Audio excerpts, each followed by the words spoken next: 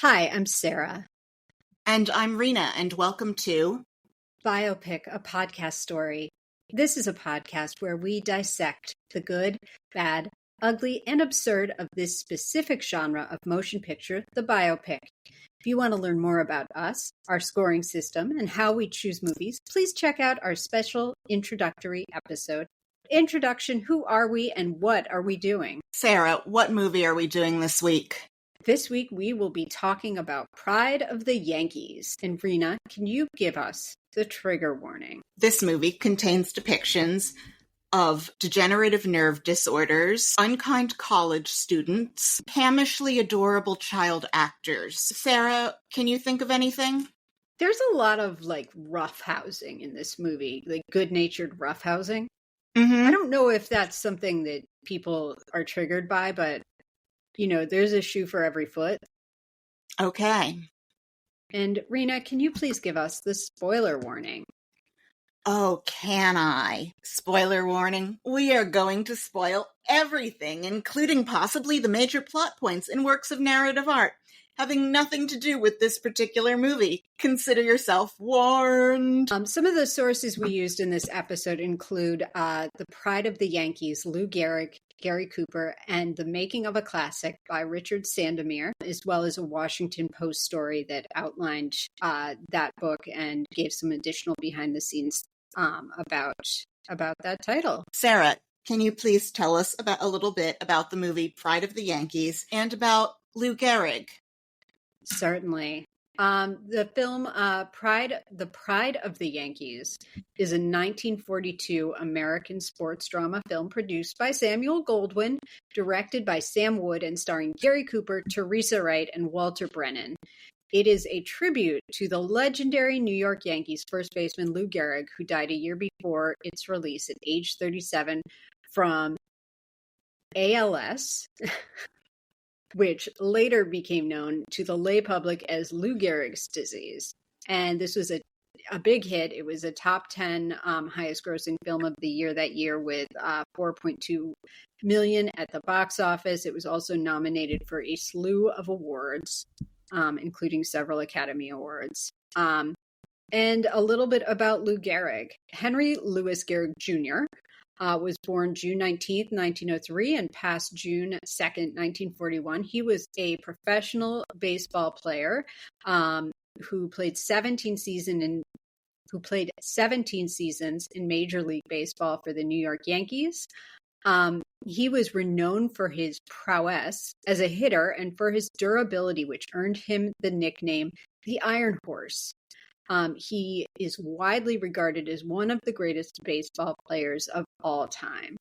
He was an All-Star 7 consecutive times, Triple Crown winner, American League Most Valuable Player, a member of the World Series champion teams. He had a career batting average of .340, and he hit 493 home runs and almost 2,000 runs batted in during his career. He still has the highest ratio of runs scored plus runs batted in per 100 plate appearances. And he was inducted into the Baseball Hall of Fame in 1939. And the first baseball player to have his uniform number, which is number 4, retired by a team. He famously played 2,130 games without missing a game, which was later matched and exceeded by Cal Ripken. We'll talk about Cal Ripken and some of the urban legends around his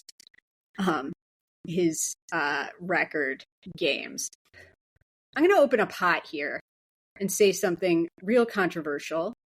I hated this movie. And I want to be clear, I didn't hate it because I hate old movies. I love old movies. I'm going to remind you that I spent most of my teen years being so repulsive to my male classmates that I always watched AMC with my mom on Friday and Saturday nights when I wasn't babysitting. I love and adore and appreciate so many movies from all the time periods. I hated this. And I felt manipulated by it. Rena, would you like to say anything? Opening thoughts?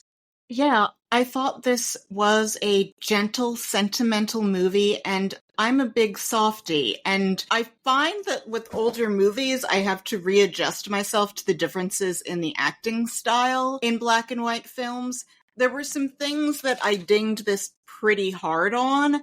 There were some things where I judged it by current standards, and there were some things where I felt like everyone understood the assignment based on the expectations of the time. The first time I watched it, I was unimpressed, and then I meant to do a note-taking rewatch, but at the second time, it kind of got me on its wavelength, and I thought about all of the World War II troops who loved watching this movie, and I just couldn't bring myself to be hard and cynical about it. Okay. And this is going to get interesting, I think. Yeah, I thought we wouldn't have a big disagreement until Bohemian Rhapsody. The last 5 minutes of this movie are so powerful that I almost forgot how much I hated everything that came before it. In another case of wow, I thought that we would have gotten to this particular thing before now. The Pride of the Yankees is our first black and white movie and the oldest film we've done so far. We still have yet to feature a movie from the 1930s or 1950s, let alone a silent film, which is going to be its own kind of fustercluck in terms of how do we judge this thing. And this is the first movie from the 1940s since Episode 5, The Conqueror. We are going to see our first appearance by one of the original gangsters of character acting, Walter Brennan. He had a 60-year career and is still the only actor to win the Academy Award for Best Supporting Actor 3 times. And now, can you tell everyone about our new segment, Awards Talk? Awards Talk is where we will be focusing on the Oscars and awards that a film won or didn't win. Pride of the Yankees was nominated for 11 Academy Awards and won one, which was for Best Editing. I have a lot of problems with this movie, as I stated, just on the technical aspects of things. So I was surprised to see that it won Best Editing. The categories that people actually care about include Best Picture, Best Director, and the acting ones. Teresa Wright won Best Supporting Actress for Mrs. Miniver, Greer Garson having beaten her for Best Actress. I've never seen Mrs. Miniver. I think it had something to do with it being wartime. James Cagney won for Yankee Doodle Dandy. In terms of biopics that didn't happen, Michael J. Fox wanted to play James Cagney. They knew each other, and in interviews, Michael J. Fox said that he always thought of Cagney as Yankee Doodle Dandy, not as the guy who squashes a grapefruit in a woman's face. And I guess this was a case of an earlier version of what goes on with prestige politics. If you're in a biopic, it counts to be able to keep up as portraying a song and dance man, whereas they had to do some gymnastics to try to get Gary Cooper, who'd never played baseball before, to look passable. Yeah, Mrs. Miniver really swept this year the Academy Awards. This Mrs. Miniver is a more forgotten movie in this day and age, but at the time it was incredibly impactful in terms of showing how World War II was affecting middle-class British families. Also, Greer Garson has the honor of being the person to give the longest Academy Award speech at 6 minutes, which was for her performance in that film. The war was having a massive impact on the film industry. There were 3 movies nominated for Best Picture that were about aspects of World War II, including Mrs. Miniver, and a lot of documentary and short subjects around World War II as well.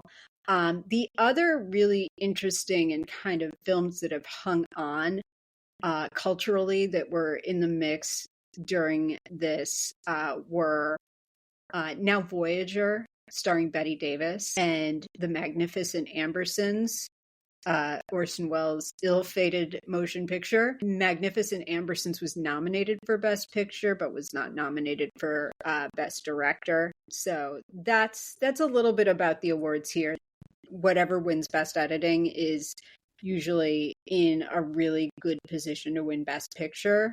So the times that Best Editing wins and then the movie doesn't win for Best Picture. It's always kind of a unique situation. Raging Bull won for Best Editing, which it should have. Otherwise, that year, Ordinary People swept the Academy Awards. Okay, so we open on a montage of words telling a lead-in to the story that I didn't really pay attention to. This was like a Star Wars scroll. This just went on, and it was sentimental language by Damon Runyon about men and what they are. We kind of get a glimpse of how great America used to be.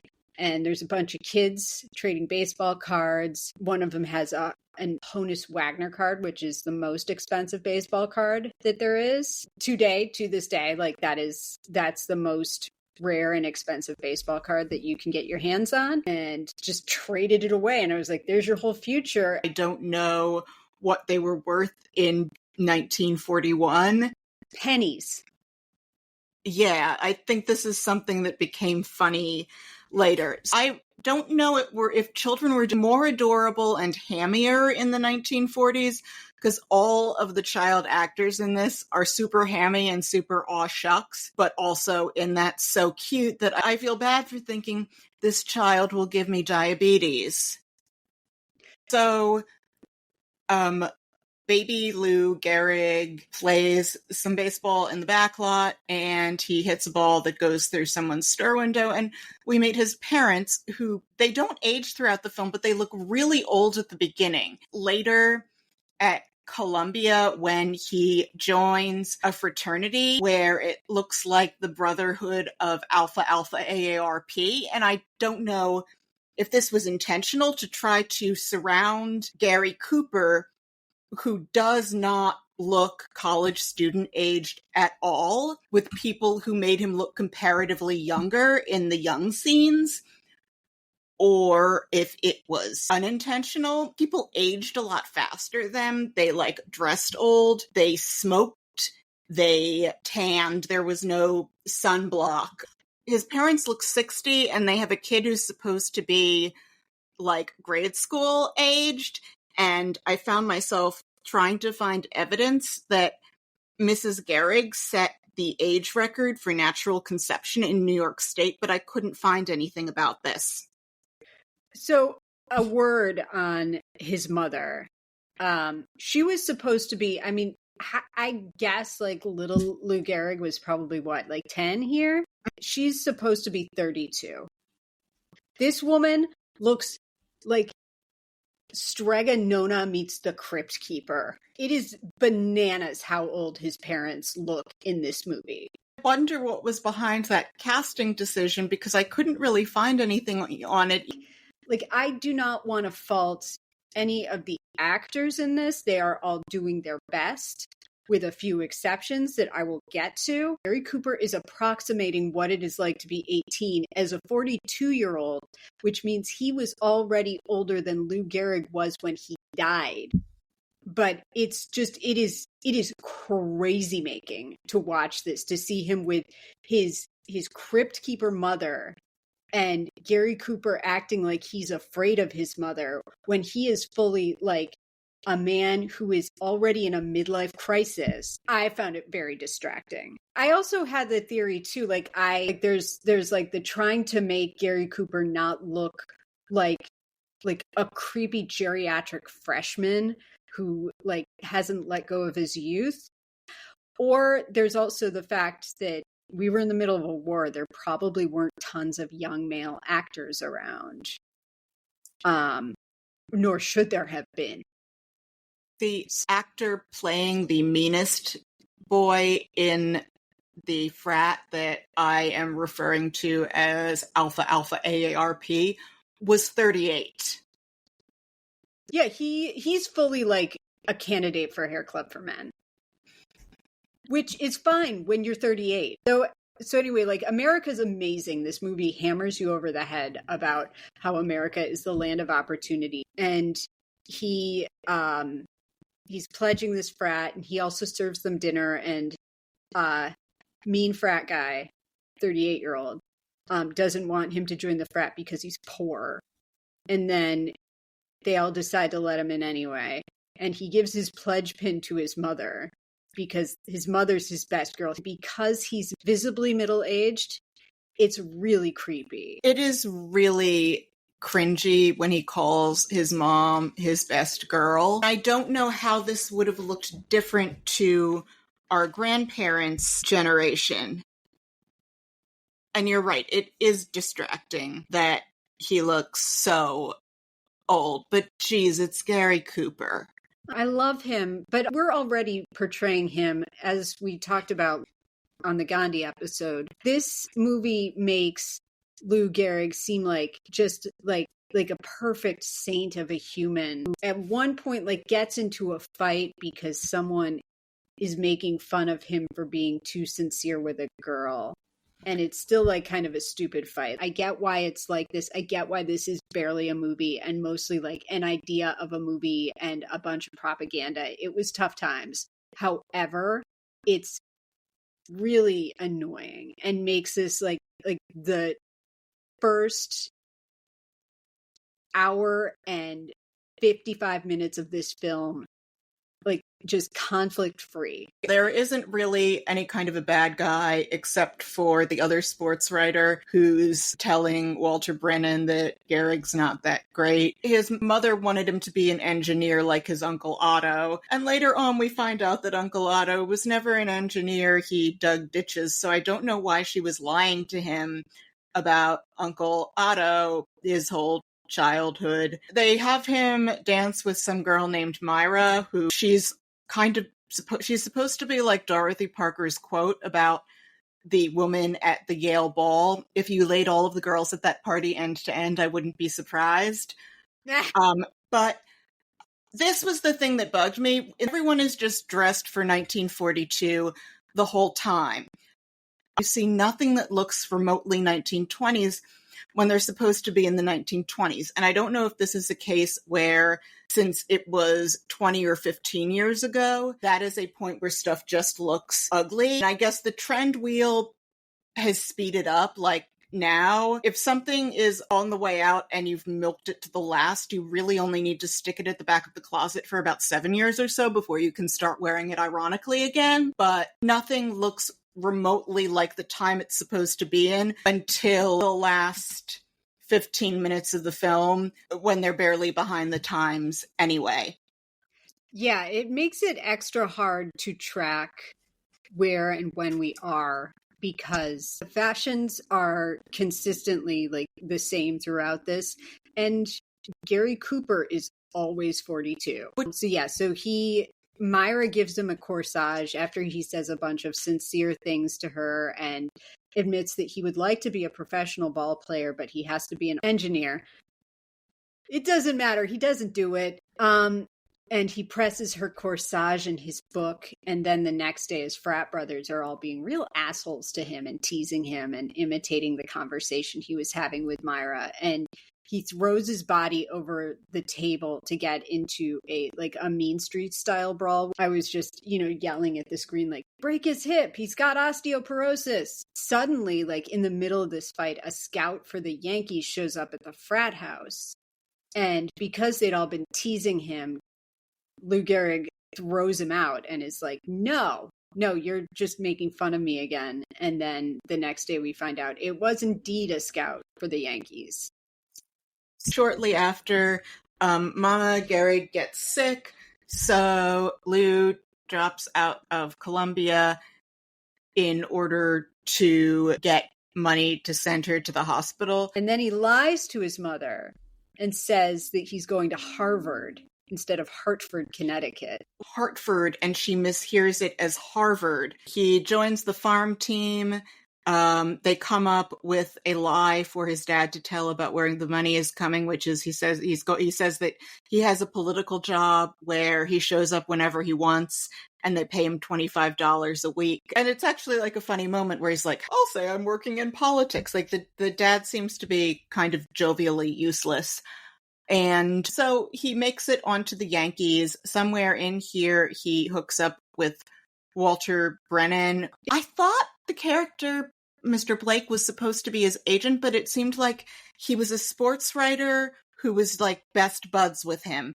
This is something that people in the 1940s would have known. And then in terms of things I have to give the movie credit for, Babe Ruth actually lost 50 pounds for this, which is a lot coming from him. I was thinking as I was watching it, and I was like, nothing makes me angrier than seeing people play themselves in movies. And then I thought, you know what, Sarah, there's a lot of things that make you angrier than that. I think that would have been a selling point to audiences at the time, that, oh, look, you get to see your baseball heroes playing themselves in this. Jackie Robinson played himself. Are you going to judge Jackie Robinson? Never. Oh, they let Walter Brennan come everywhere with them. Like, on their honeymoon or whatever, that training trip that was kind of like their honeymoon, what have you. Like, Walter Brennan is always around. He is like a third party in their marriage. Shortly after this, he meets Teresa Wright. She's always adorable. Like, my schooling in film has huge gaps in it, but the only other thing that I'd seen her in was that Hitchcock movie where Joe Cotton is the evil uncle, Shadow of a Doubt, and she's adorable in this. She's game, she's playful, they have an enjoyable partnership, and I liked that they don't make a big deal out of the Gehrigs being child-free. She's so stunning in this. Because he's doing so well in Hartford, he is being shipped back to New York City. The whole cast of Newsies is in the Gehrig's apartment when he gets home, showing the newspaper that's showing that Lou Gehrig is coming back to New York City. And we see that this gambit of the Hartford v. Harvard has been kept up this entire time. And now they have to break it to her son has not been studying at Harvard, but is being a baseball player, which you would think that he was pimping the way she responds to this. And she is horrified and disappointed in him.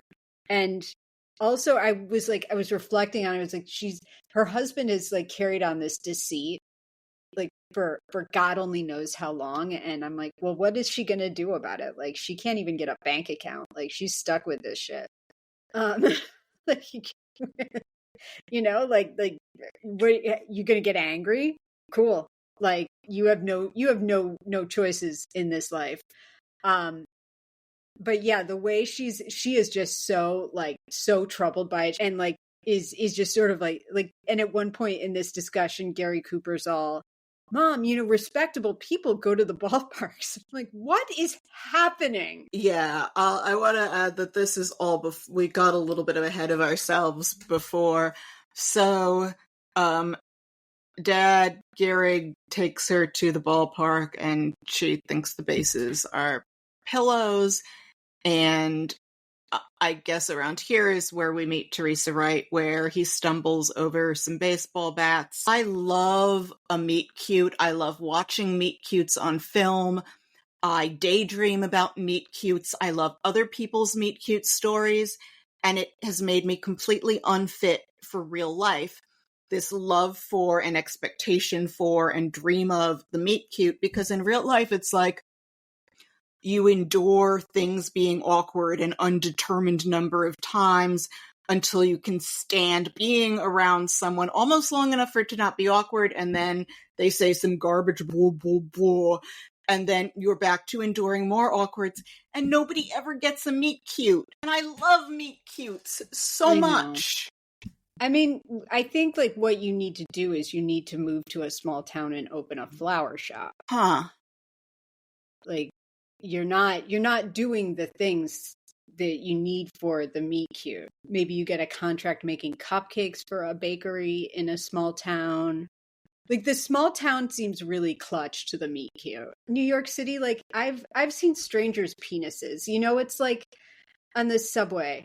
Like, it's just like, it's not a place for meet cutes really anymore. Always dreamed I'd meet my husband in front of certain favorite paintings at the Met. And it could still end up that way. Or you could be at a baseball game and see your husband trip over a pile of bats, and you might call him Tumblefoot and fall in love instantly with a man with an incurable genetic disease. I can't believe like we're still talking about how ALS has not been cured or found like a pathway to be treated. I'm surprised that we don't have it documented earlier than the 19th century, but I suppose what probably happened was before you probably just fell off your horse and died if you had ALS. Like some calamity or other, that brutal life probably got you before you really started deteriorating.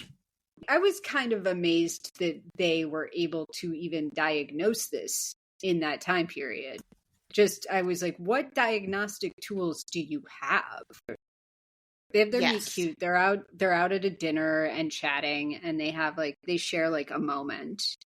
And then all the players get on the train to go back to New York, and they're all harassing the black porter, which is really uncool. Like they're just roughhousing all over the place. They're all like unprofessional actors, and Babe Ruth shows up, and he's got on a straw hat, and they take the hat from him without him knowing, all the other players, and they're passing it around, and they're all taking bites out of the hat and eating it, which again, I was going, what is happening in this movie? You're all eating Babe Ruth's straw hat. They're all baseball players, and they are all definitively not actors.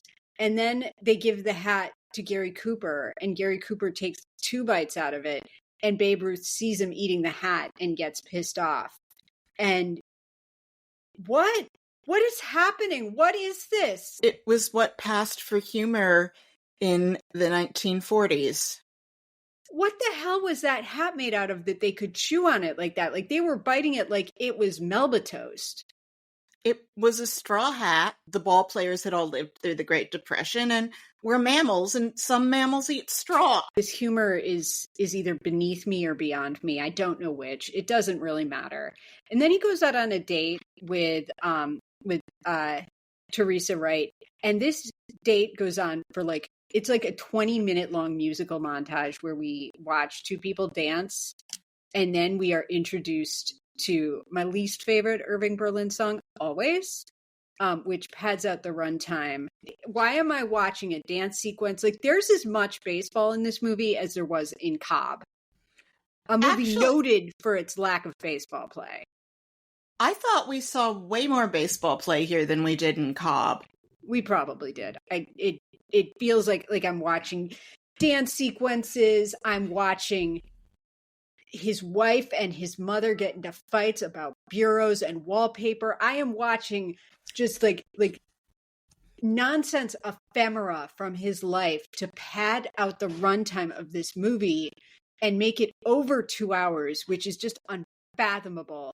And because he had just died, and because he was a hero and a decent dude, like they can't do anything that even resembles like conflict or showing any sort of dings in his character, any weakness, any fear. Like, again, like we are watching like Reagan, we are watching Gandhi. And then we meet little Billy. Yeah, and here it's just this whole like, oh shucks, like were kids in the 40s actually like little Billy? See, you're pulling me onto your dark wavelength. No, don't let me do that.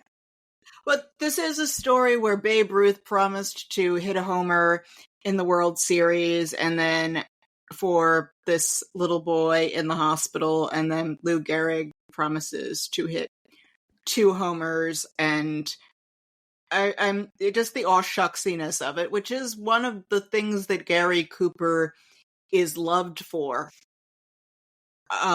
So somewhere in here, yeah, his mother is the mother-in-law from hell. And from what I've read in real life, it was much, much worse. Like, his mother was super overbearing, and then she blamed, Eleanor Twitchell Gehrig was her name. She blamed her for him getting sick, which is like, there is no way that this could have happened. Maybe it was her geriatric pregnancy that got him sick. Like, she was like 60 when she had him, according to this movie. Yeah, Annie Leibovitz broke her record Yeah. for late-age childbearing in New York State 2 generations later, and Mrs. Gehrig managed to do it without IVF, which is very impressive, especially given that his dad was also old. So there would have been like 2 little sperm knocking their heads together that came to make Lou Gehrig, the Iron Horse. It's pretty amazing. This old, the final egg. The egg is sitting there in like glasses and a bun, like the egg version of Mrs. Gehrig, knitting and crocheting and thinking like, is anyone coming for me? And then this one doddering little sperm slowly swims up to it. And then you see that everything's subdividing and it looks like Gary Cooper. Yeah. And he's like, I'm going to come out 40. I feel horrible. Yeah. This scene with little Billy, who, I mean, we don't know what's wrong with him. I would just like toss out polio because that seems like what all the kids had back in that time period. But little Billy is bedridden in the hospital. And Gary Cooper / Lou Gehrig gives him what I consider to be the worst advice. And we must stop telling people you can do anything you put your mind to. Like, he says that and I was like, no, stop saying that to people. We need to call a moratorium on you can do anything. You cannot do anything. You can do anything is the reason we are in the current nightmarish political situation in here, the year of our Lord 2024, because like people feel entitled to like the anything. And this kid's bedridden and Gary Cooper's all, you can get out of this bed and walk if you want. And you can do that. And I'm going to hit you 2 home runs. None of this story is true also, according to the history. This is very possibly apocryphal and just like more stuff to make Lou Gehrig look even more saintly. The thing with Lou Gehrig, from what little I've read as someone who does not care about baseball or any other form of sports ball, because he was just so solid but not showy, they would say, can you do things to make it more dramatic? And on the field, and he'd say, no. I think that our love for him comes from a basic lack of competence and civility that has always perhaps been more present than we want to think for olden times, but that we take competence and civility for granted and we underrate them. So when someone just stands for those things, it's meaningful to people. I mean, I'm going to say something even more terrible right now. Why is this movie here? Because it is nothing in terms of the conflict, in terms of any issues, in terms of like any sort of like struggle. It is nothing. Like the struggles are at best quotidian, in terms of like being like, oh, how am I going to pay for college? Oh, my mom works at the college. It's like it's like got all the stakes of an episode of Entourage up into the point where he gets diagnosed with ALS in the last 15 minutes. So this is like a movie where it's like, look, a bunch of things happened to this guy and it was mostly smooth sailing until he got diagnosed with a disease and died. Why? Why have this movie? I think it was something simple and reassuring with the offer of the release of a good cry, the audience that it was made for. That's why this movie's here. I'm a terrible person. You know, I normally argue with you every time you say you're a terrible person. I'm not going to argue with you tonight.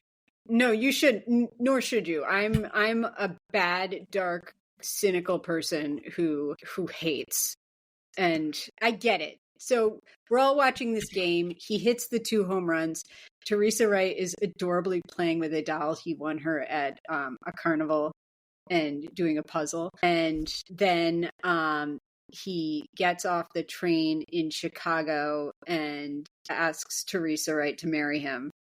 And then they are engaged, and he brings her home, and his mother is instantly like, no, I'm your best girl. And then we see them fight over furnishing the home, which again, like, oh, okay, this is fascinating. You two are going to fight over whether we should get that bureau or this bureau. And you like that wallpaper, and I like the wallpaper with the roses. And then Lou Gehrig stands up to his mother off camera. We don't see this confrontation. We don't see this conversation. And that's that. Like, and then problem solved. We're all getting along again. Like, this is like 5 to 10 minutes of movie fighting over furniture. And then they get married on the spur of the moment by the mayor of New Rochelle. And then Lou is running late to the baseball game he is due at. And this was poor planning on his part. You know, like you're going to have your wedding with all like the house fixer-upper people around and be late for your game. And was Walter Brennan there? He probably was, right? He was, because he was driving the car. Yeah, to get them to the game. They're best pals. Yeah. And they have a motorcade to get him to the game on time. And this is like it happens it happens 2 times in this movie that the police are like, what are you doing? And he's like, I'm Lou Gehrig. And they're like, cool, carry on. How may we help you? And I also, again, this is a case after me saying, oh, but look at how this would have looked to our grandparents going off to fight in the war. There's the Black Porter, who they're all roughhousing on. All the Yankees are white. Jackie Robinson is a while away.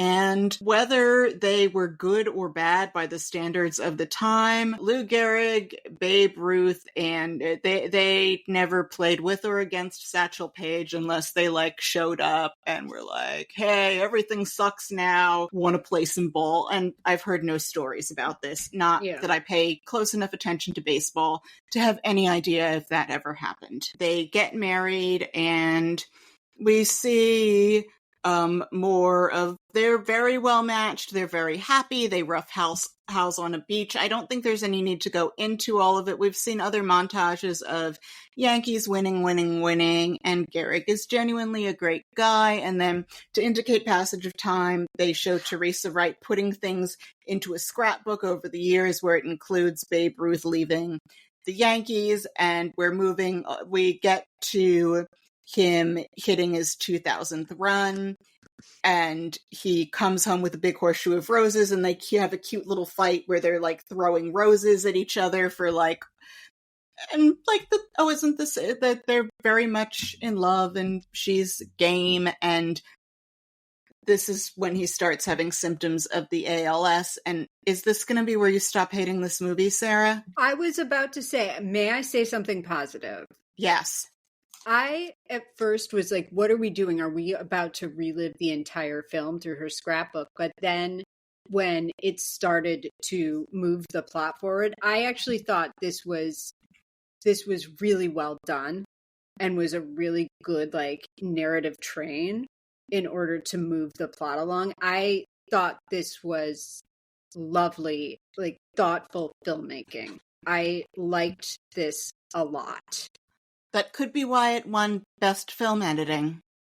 Could be. Category nobody cares about. Strong disagree. So yeah, I really appreciated this and thought it was clever and liked it quite a bit. And yeah, we find out that Lou is starting to go into a slump, is what the media is calling it. Is just, you know, like, every player has a slump, and he has, to his immense credit, done something that would, again, only be repeated by Cal Ripken in 1995, and probably, like, for many reasons, will never be done again, which was play every single game for 13 years, 17 years, something bananas, like, showed up every single day for his job. I mean, granted, yes, like baseball players don't have to show up every single day, but like any job is a job, and to not be able to get a break from it and to show up and play consistently all that time is an accomplishment, and there's a reason why it took so long for that record to be broken, and there's a reason why it will probably never be broken again. It's sad because you see that he is increasingly unable to play, and he finally pulls himself out of a game and we set the record, and that is acknowledged. And this is where Cooper really starts to show his chops, because there's that scene where he takes himself out, and then when he goes back to the dressing room and you see him bending down to tie his shoe, and he falls off the chair, and these are things that start happening to someone in the stages of like there's just this like wild look of fear on his face when you're showing someone who'd always had absolute assurance around their physicality falter like that. The range of expressions on his face while he's reacting to this happening are right up there with anything anyone did in that era. He is so good in these scenes of him reacting to what the hell is happening to my body. Agreed 100%. And I think that one of the things that I really really liked here at this point about Cooper's performance is, to your point, like he shows the range of feelings, and also the timelessness of this performance is that he brought me on a journey as a viewer where I could put myself back in that time period where they don't know what the hell this is. You're like, oh, my body's just like not working anymore, and you don't know why.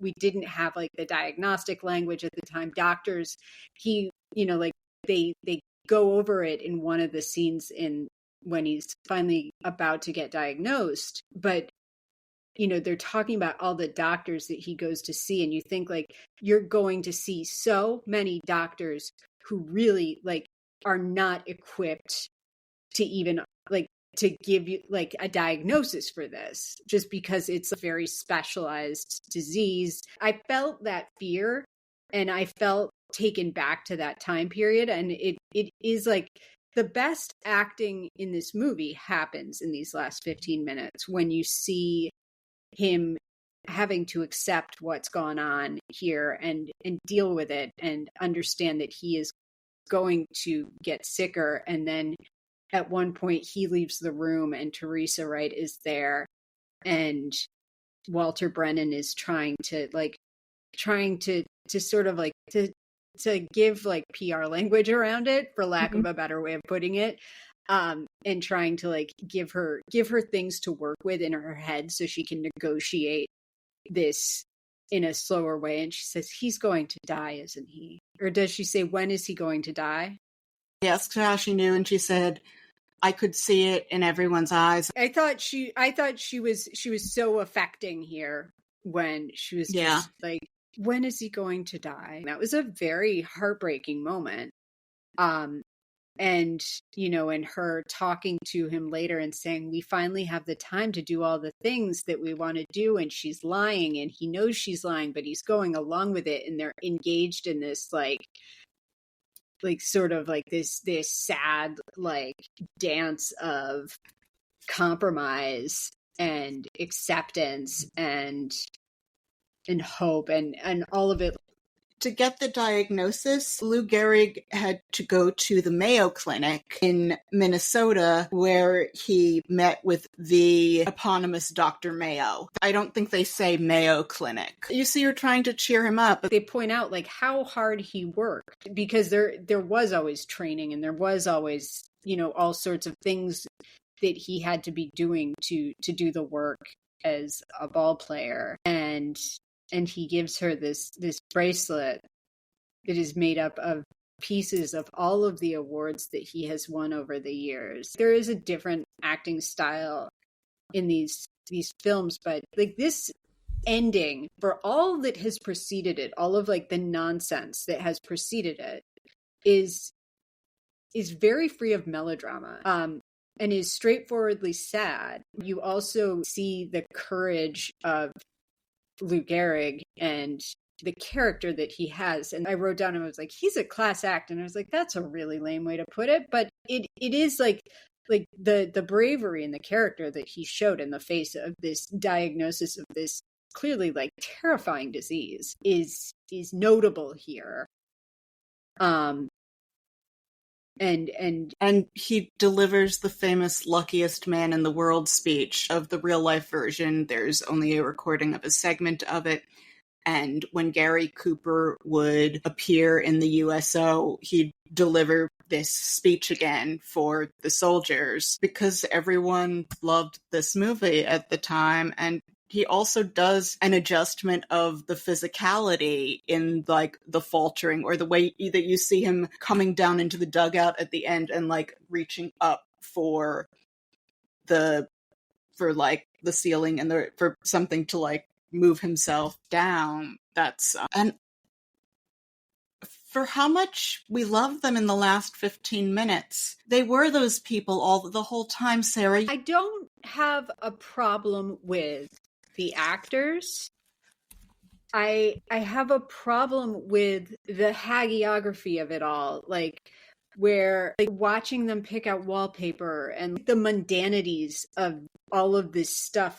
And I know that it's terrible to like be like, and this is the world we live in, and it's super sad, but it's kind of like a guy showing up and doing the right thing every day is not a compelling motion picture. But show me a guy who's going to be like a chaos monkey like Jim Morrison, and it's like, well, there's a movie. Unfortunately, like it doesn't make for good movie to like watch him do the right thing over and over and then have it like dialed up to 11 with him, reassuring a boy stricken with polio or whatever he had that had him bedridden, like that I'll hit home runs for you. A little Billy shows up right before he's about to walk into Yankee Stadium, which was actually Wrigley Field at the end, and demonstrates, look, he can walk again now, and there are tears in little Billy's eyes.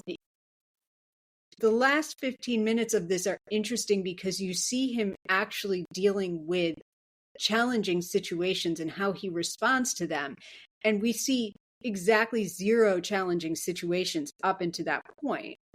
I read somewhere recently, and boy, do I hate this in this piece of information, but it makes sense. Like it was like on some like Pinterest board of some kind where it said, when you pray for patience, the universe is probably going to put you in situations where you have to have patience.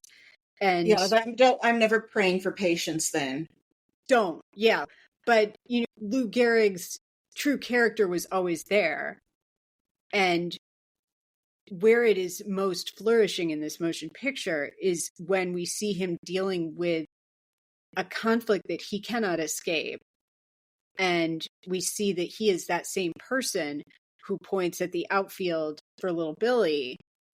But that story, the story of him coping with an undefeatable disease, is much more compelling and devastating because he is, as a human, ultimately unswayed by that diagnosis and maintains who he is in the face of that, even as we see him afraid and we see him struggling and we see him dealing with the doubt. And it's like the last like 10 to 15 minutes of this movie do not match with the front 2 hours of it because we don't see him deal with anything until then.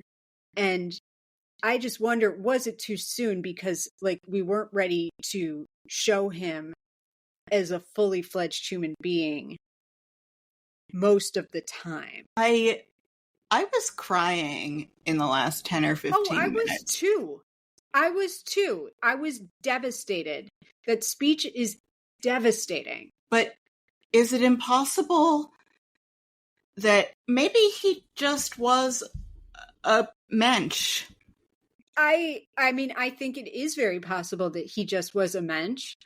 but were people not ready to see him kind of struggling with like the identity issues that came with being incredibly poor, but also being at Columbia, struggling with that, like feeling some sort of want for becoming a better person, butting up against like the world that he lived in. As an example, like there's no conflict of any kind happening because I feel like this movie is too afraid to do anything except show him as a saint. I think they were delivering what the movie you're talking about couldn't have been made then.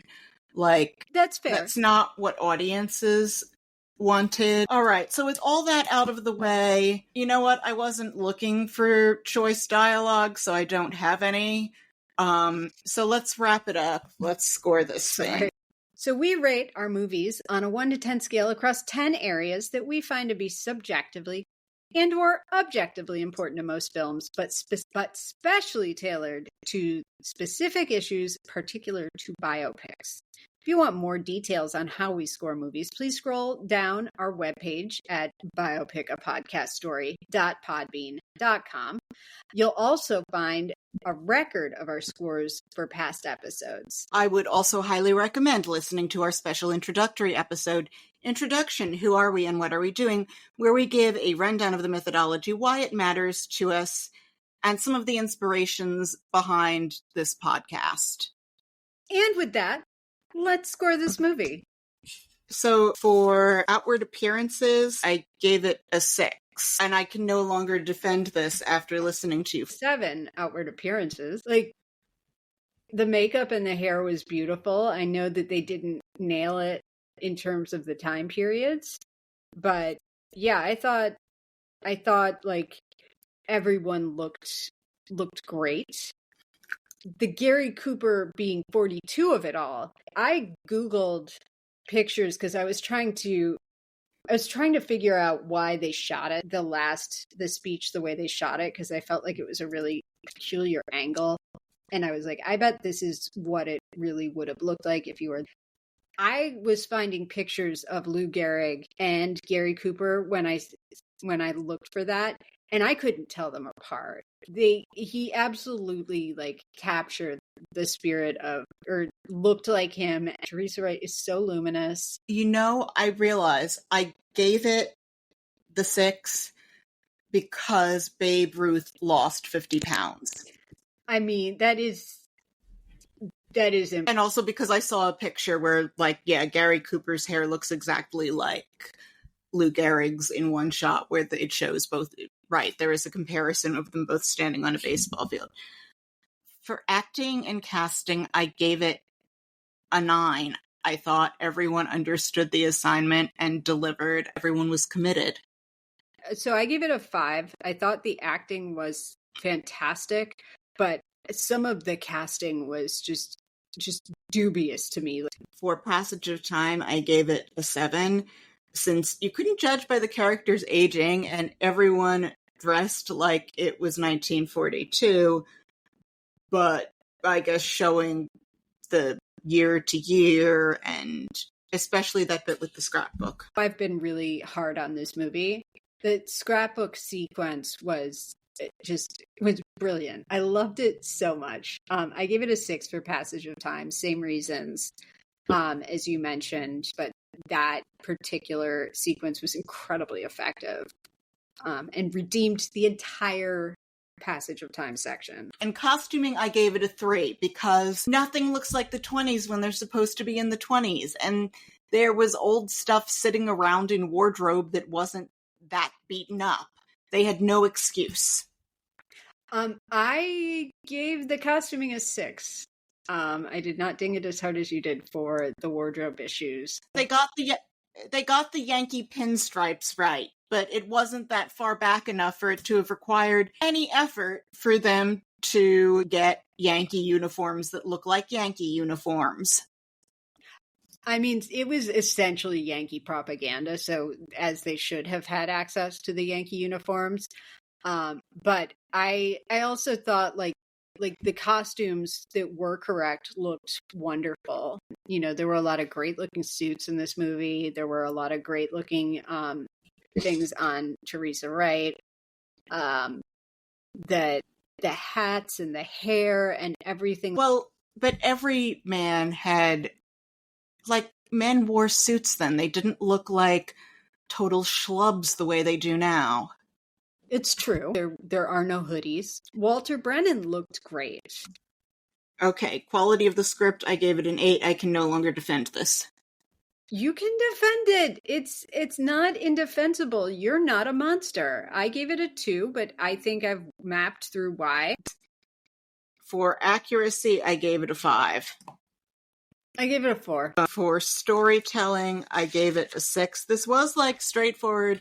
They were a kid, then they died. It's only been later that we started needing framing devices to try to tell the story more creatively. I give it a 5 for storytelling. There were a lot of cliches, but there were certain things that I really liked in terms of how they illustrated who he was. Production value, I gave it a 7. It's so interesting to watch these old movies too, because they made them in a month. There was just a constant churn of movies being made on these lots, and it was a volume game. It's the middle of a war. Fuel is being rationed. You can't be flying all over the place to get the shots that you want. And I thought they did a really nice job weaving in real game footage with the play. And also it looked great. The money was on the screen. The money was always on the screen back then. Gave it a 5 for production value. That's fine. Production, direction, decision making, I gave it an 8. I gave it a 4 because I apparently hate nothing more than seeing people play themselves. Okay, for Do We Care, I gave it an 8. Same. Gave it an 8. I was, in spite of myself, very moved by the end. It's because I went back and I rewatched it, meaning to take notes, but getting caught up in cooking my CSA vegetables. Since I'd already been affected by that ending, I could go back and love the characters from having met them that way. It's better on the second viewing, I think. I don't doubt that for a second. And also, I am among history's greatest monsters. So I get it. So my average came to 7.5. Okay. 5.4. The average comes to 6.45. It did not rate second opinion, which I'm fine with. I'm actually exhausted and have nothing further to say tonight. I mean, I feel like a bad person for giving Pride of the Yankees, the multi-generationally beloved classic, a 6.45, and I feel like we're monsters, and maybe that's part of what was going on, that when I compared the last 5 or 10 minutes with what had led me up to things that resulted in 7.5, I felt monstrous for it. We are a vicious, cynical nation, undeserving of the sacrifices made by the greatest generation who watched this movie without making the kinds of judgments that we did. I bet Orson Welles had some shit to say about this movie. Yeah, but nobody liked his stuff when it came out. There absolutely had to be people who were cynical. Noel Coward probably had some stuff to say about this movie. Yeah, but I don't think anyone could not be affected by Cooper's work. I mean, in honestly, the final quarter. Honestly, same. I felt like a real asshole when I was watching that last 10 minutes for being for just being confounded by the content of this film up until that point. Once I'd fallen in love with him from watching that final 10 or 15 minutes and feeling terrible that he was about to die of this debilitating illness, I could go back and enjoy these scenes that I'd had issues with the first time through, similar to you, because it was the same decency that I'd seen at the end, just not with anything pushing it. And if that was the story, I'm okay with it. I actually, like, one of the things that was sort of shocking to me too when I was watching this is I was like, I can't believe I've never seen this. How is that possible? Because, like, I grew up in a household where, like, this was the convergence of everyone's interests. It was a movie, it was old, it was about sports ball, so I'm that's sort of mystifying to me that this was my first run through this. Is there anything that people should watch supplementally to this film or add to their list of reading, podcasts, movies, what have you, to support their... You're about to recommend Field of Dreams. I am, you're Again. right. I just keep recommending that movie. Sarah, can you give us the anecdote about how Kevin Costner almost got in the way of Cal Ripken breaking that record?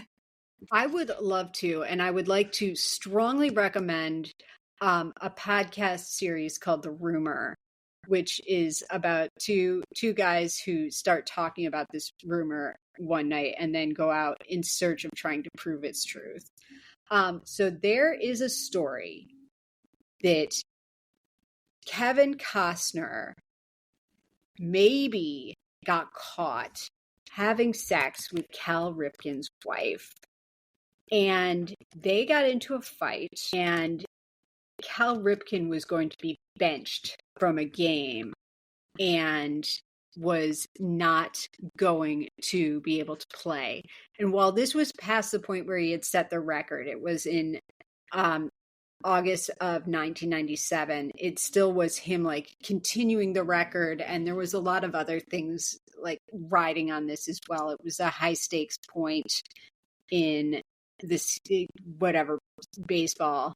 And what happened is that so he got so banged up and couldn't play in the game that he was due to play in that evening, and the Baltimore Orioles, who he played for, their game had to be postponed because the lights at Oriole Park, where they were playing the game, were not turning on, which is a wildly, like, implausible reason to have to cancel a game, like, just because of electricity and fail safes and things like that.